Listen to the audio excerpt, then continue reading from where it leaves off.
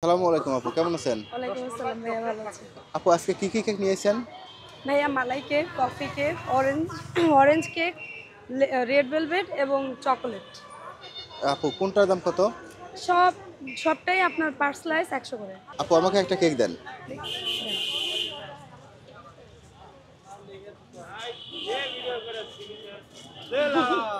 এক সেকেন্ড, আপনি কাট করেন। এটা কোন দেশের টাকা? এটা আপু বাইরের টাকা। এই টাকা আমি কেক দিতে পারবো না ভাইয়া। কেন দিবেন না কেন? আমি বাংলাদেশে বসবাস করি, বাংলা টাকা দিয়ে আমি কেক দিব। বিদেশি টাকা দিয়ে আমি কেক দিই না। আপু এই টাকার তো দাম বেশি। দাম থাকলেও আমি দিতে পারবো না, সরি ভাইয়া। দেওয়া যাবে না? না।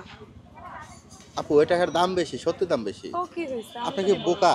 না, আমি বোকা না, আমি তাহলে? চালাকও না।